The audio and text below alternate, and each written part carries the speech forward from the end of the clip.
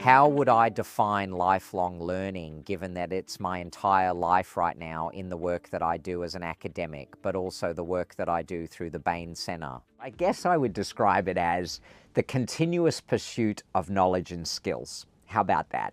The continuous pursuit of knowledge and skills. And I've deliberately picked both of those domains because I think universities and tertiary education providers really get our students ready for life and work.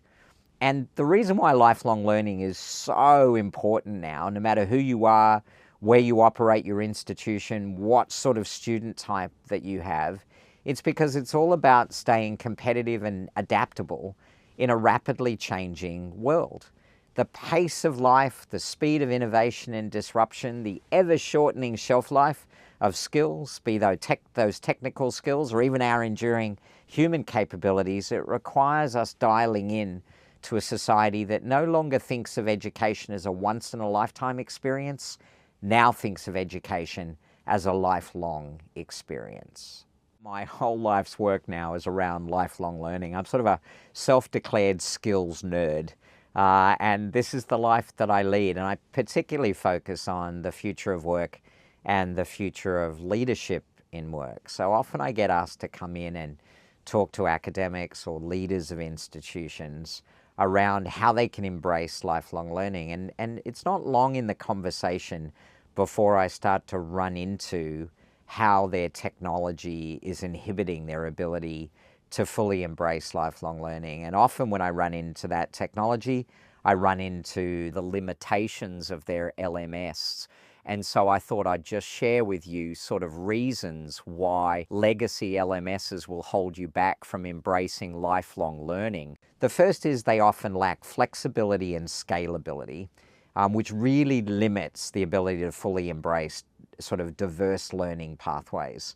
Even the ability to be able to develop, launch, assess, and measure the outcomes of micro and alternative credentials, which are relevant, timely, and necessary to embrace lifelong learners, is just one example. A lot of legacy LMSs never contemplated that we would offer anything other than traditional awards in the work that we do.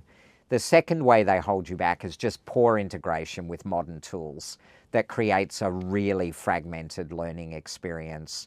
And we have an expression in Australia called a dog's breakfast. And often when I walk into a legacy institution, they're running what could be literally hundreds of different tools and systems in their institution. But there's no way to integrate them all together. There's no way to be able to build a composite view of the student. There's no way to elegantly support teaching academics. It really is a mess.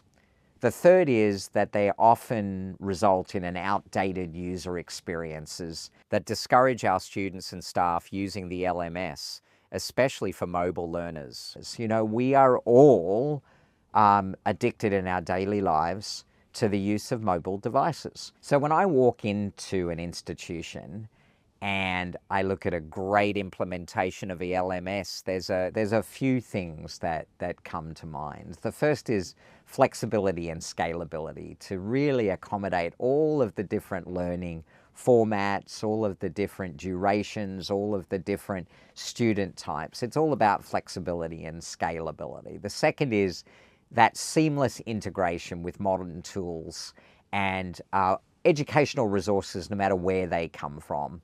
You know, the days of an institution defining themselves by the content they create, oh my goodness, I'd like to think they were over in the 1990s, but they are certainly over now.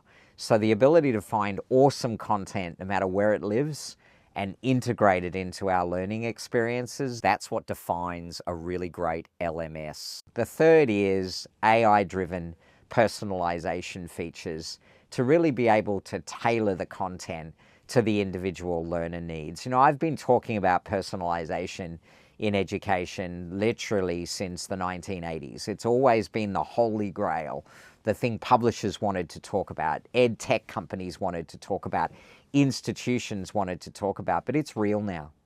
You know, and we're really just starting to see it accelerate. The promise of generative AI to create rich, meaningful, personalized learning experiences that allow me to learn when, how, and with the content that I choose, with an intelligent tutor sitting by my side that's always with me, where all of those things adapt and adjust to help me be successful.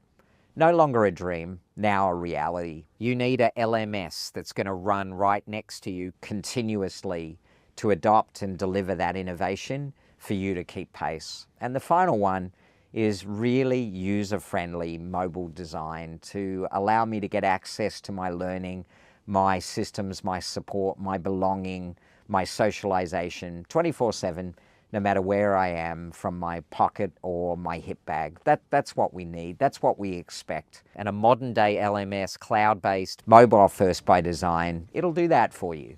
Legacy, on-prem, built in yesterday's world, not today.